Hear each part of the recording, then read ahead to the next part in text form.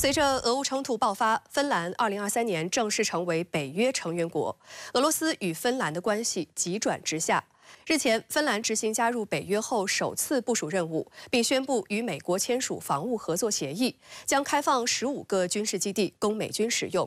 美国在芬兰、挪威、瑞典、北欧3国可使用的军事基地达到36个，这也意味着美军兵临俄罗斯城下。对此，俄军如何应对？7月5号，去年4月加入北约的芬兰与美国签署防务合作协议。根据协议，芬兰将开放15个军事基地供美军使用，并允许美国向芬兰运送军事设备和人员。协议预计将于9月1号生效。芬兰与俄罗斯拥有1300多千米的边界线，美军使用芬兰军事基地，意味着美国军事力量距离俄罗斯更进一步。根据媒体此前报道，芬兰将开放的军事基地包括南部靠近首都赫尔辛基的乌平涅米海军基地，位于中部内陆地区的坦佩雷空军基地、库奥皮奥空军基地、于维斯屈莱空军基地，位于北部拉普兰地区的罗瓦涅米空军基地以及多个陆军营地和设施。其中，罗瓦涅米空军基地的重要性尤为突出。该基地位于北极圈内，与俄海军重镇摩尔曼斯克的直线距离约420千米。若美空军使用罗瓦涅米空军基地，起飞拦截特拉半岛上空的俄军战机更为便利。同时，美空军也可以以此为依托，对俄境内实施纵深打击，严重威胁俄北方舰队安全。从美军的军事布局来看，并不仅着眼于芬兰，而是整个斯堪的纳维亚半岛。挪威、瑞典分别于前年和去年也与美国达成类似协议，向美国开放4个和17个军事基地的使用权。这意味着美军在北欧3国总共获得了36个军事基地的使用权。俄罗斯媒体指出，未来美军可能会在芬兰部署中程导弹。作为回应，俄军可能会将伊斯坎德尔导弹和情报系统部署到与芬兰接壤的边境地区。去年在丹麦，美军进行过演习，这个台风导弹系统的话，用C-17运输机从美国本土起飞，在丹麦降落，落地几个小时之后，这些导弹系统就达到了可以发射导弹的这个状态。那么在芬兰的话，美军的这些基地以及未来它的使用的话，也是跟这种丹麦的演习差不多，就是说它平时中程导弹这个中程战术导弹不驻扎在芬兰，但是它具有几个小时之内就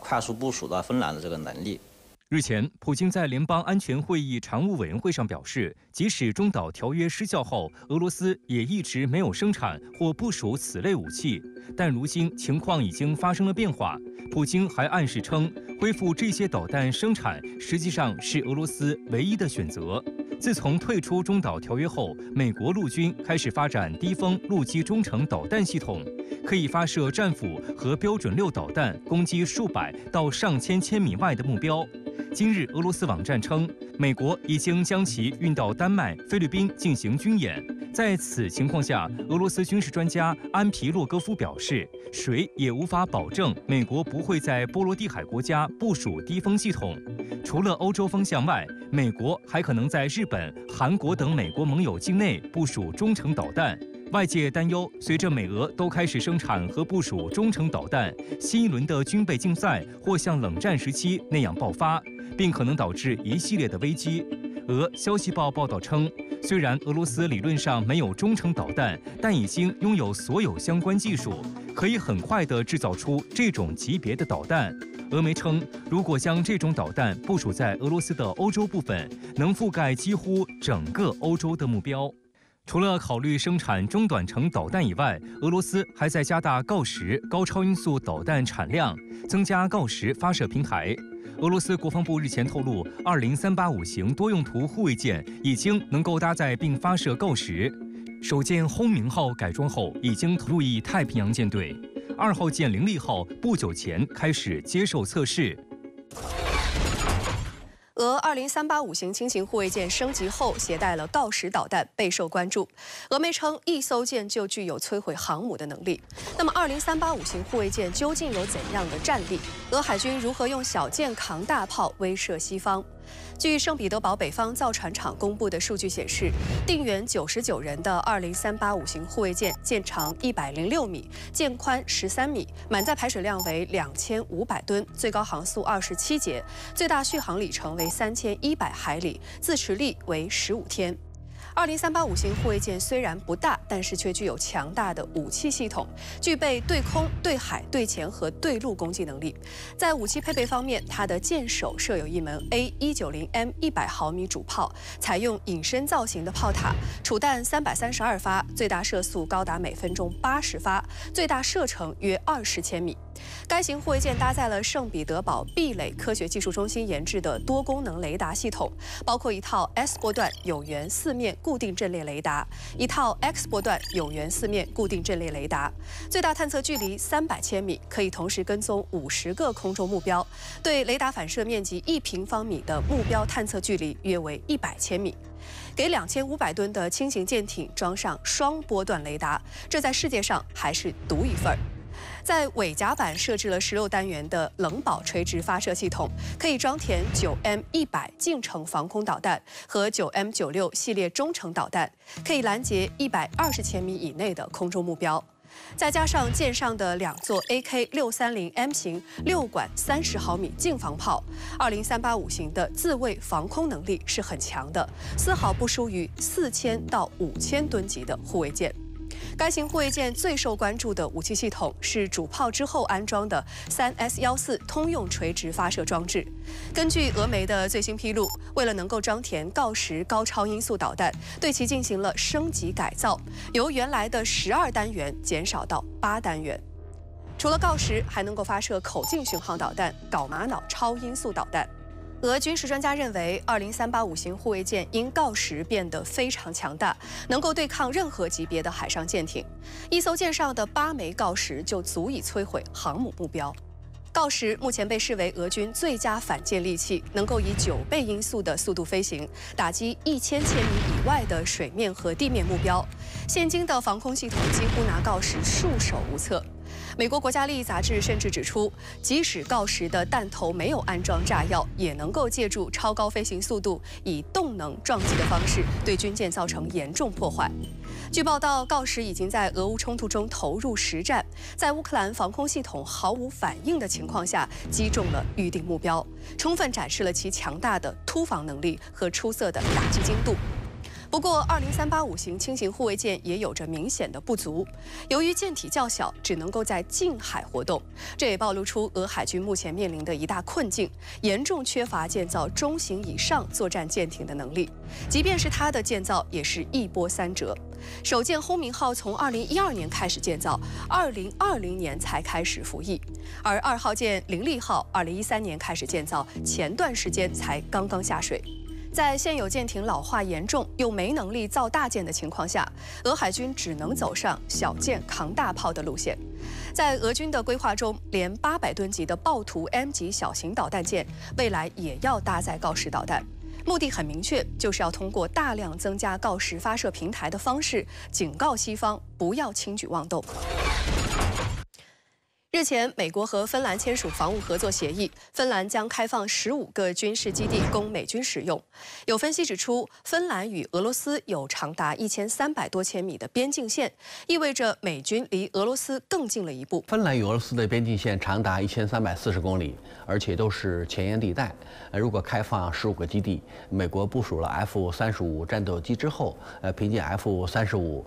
已经获得了 B61-12核弹的准挂证书，说明呢，今后凭借众多基地的空中打击能力，对俄罗斯的核威慑水平将会进一步提高。所以，近在咫尺的核威慑能力将会成为俄罗斯在西北方向面临的直接威胁。另外，如果大量引入海马斯武器系统，通过陆军战术导弹射程的增加，就可以把目前的300公里射程提高到500甚至800公里。所以，美国在欧洲方向，在俄罗斯前沿地带，通过中导武器装备的部署的模式正在发生变化。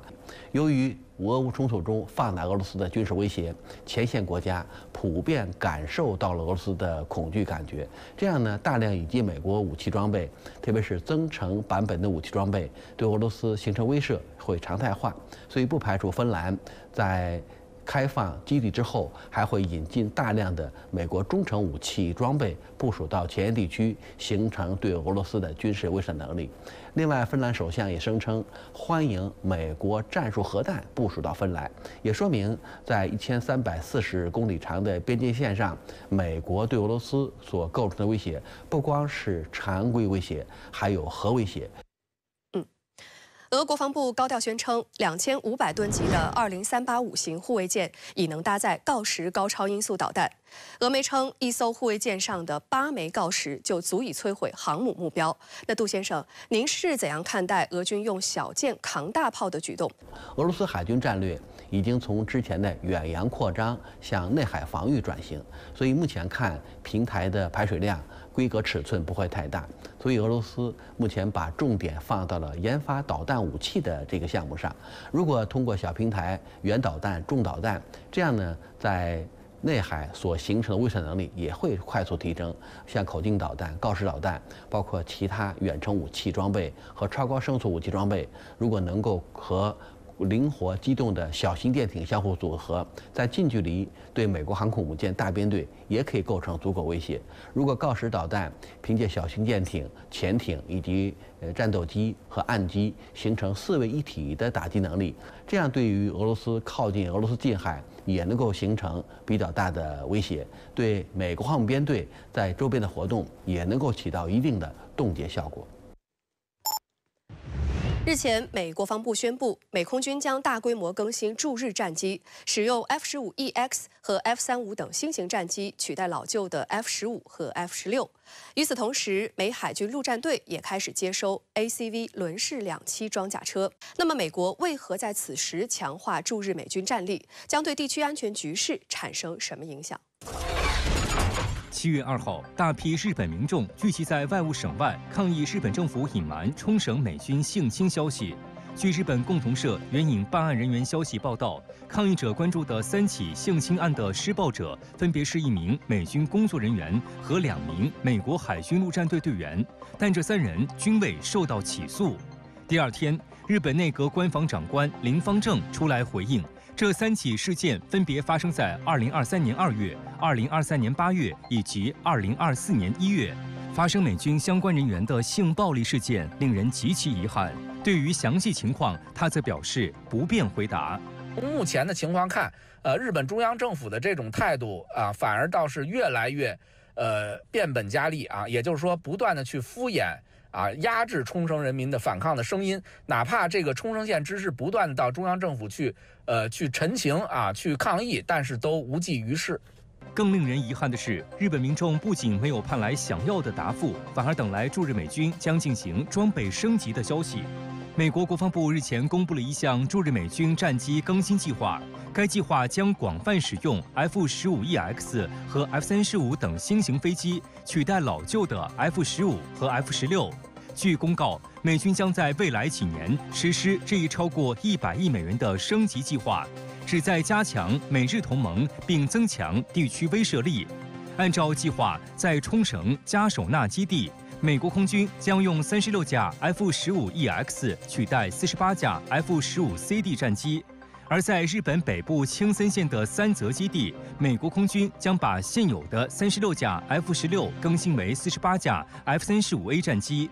美媒声称，这是近年来美国空军力量在西太地区最大规模的升级，其目标就是针对潜在的中美冲突。日本共同社则指出，这次升级中，冲绳加手纳基地的改变非常重要。加手纳基地距离台湾岛仅637千米，是美军在西太地区关键的战略枢纽，可以迅速出动战机参加太平洋地区的作战行动。自20世纪80年代以来，驻日美军一直将先进的 F-15重型战斗机部署在这里，但随着时间的推移，美方认为这些战斗机已经无法应对解放军的新型战斗机。从2022年12月开始，美空军让常驻加手纳的48架 F-15CD 战机撤回美国本土，并分批退役。并计划将 F-15EX 战机部署到加手纳。F-15EX 是 F-15系列战斗机的最新型号，凭借强大的 AN/APG-82有源电子扫描阵列雷达、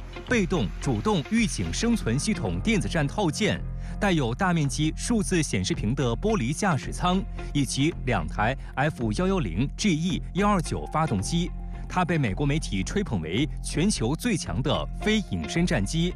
美媒称 ，F-15EX 将挂载超大尺寸的高超音速武器或超远程空对空导弹实施远程打击。在未来的重大战斗，这样的特性可能尤其有价值。美国国防部在声明中还提到，加手纳基地除了更换先进的 F-15EX 战斗机外，美国空军还会轮流部署其他战斗机，包括 F-22和 F-35A 等隐身战斗机。目前，该基地就部署了来自夏威夷珍珠港西卡姆联合基地和弗吉尼亚州兰利尤斯蒂斯联合基地的 F-22战斗机，以及美国空军国民警卫队的 F-16战斗机。同时，美军还相继将 MQ-9死神和 MQ-4C 人鱼海神2种主力无人机部署到了该基地。此外，驻冲绳美国海军陆战队近期也在换装，已经接收了第一批 ACV 轮式2栖战车。据美国防务新闻周刊网站报道，